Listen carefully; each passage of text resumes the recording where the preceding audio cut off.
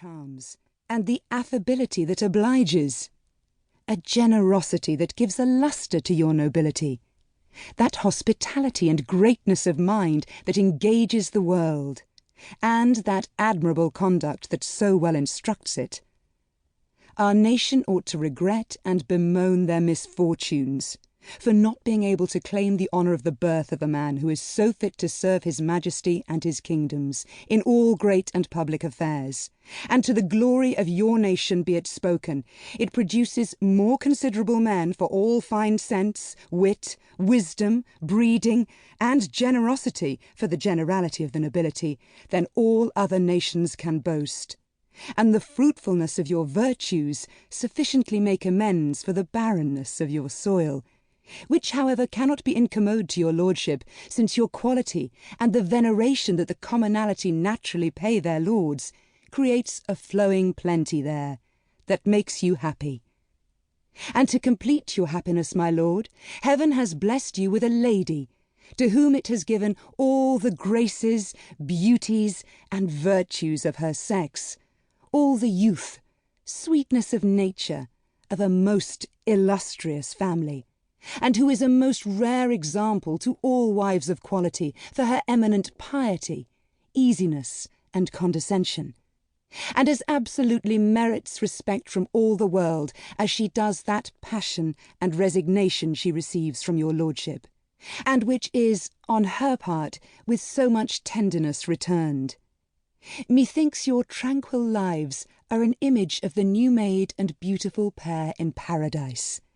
And it is the prayers and wishes of all who have the honour to know you, that it may eternally so continue, with additions of all the blessings this world can give you. My lord, the obligations I have to some of the great men of your nation, particularly to your lordship, gives me an ambition of making my acknowledgments by all the opportunities I can, and such humble fruits as my industry produces, I lay at your lordship's feet. This is a true story of a man gallant enough to merit your protection, and had he always been so fortunate, he had not made so inglorious an end. The royal slave I had the honour to know in my travels to the other world, and though I had none above me in that country, yet I wanted power to preserve this great man. If there be anything that seems romantic,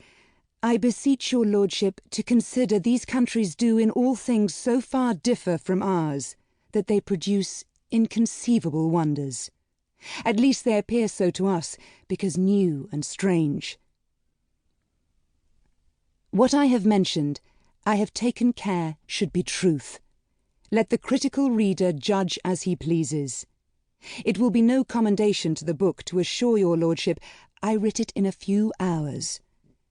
though it may serve to excuse some of its faults of connection, for I never rested my pen a moment for thought. It is purely the merit of my slave that must render it worthy of the honour it begs, and the author of that of subscribing herself, my lord, your lordship's most obliged and obedient servant, A. Behn. The History of the Royal Slave. I do not pretend, in giving you the history of this royal slave, to entertain my reader with the adventures of a feigned hero, whose life and fortunes fancy may manage at the poet's pleasure, nor in relating the truth, design to adorn it with any accidents but such as arrived in earnest to him,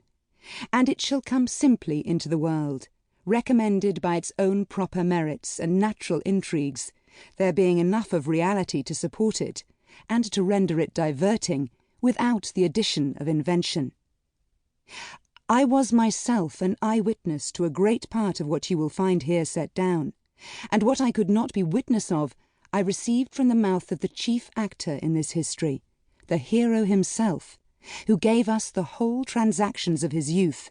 And though I shall omit, for brevity's sake, 1,000 little accidents of his life, which, however pleasant to us, where history was scarce, and adventures very rare, yet might prove tedious and heavy to my reader in a world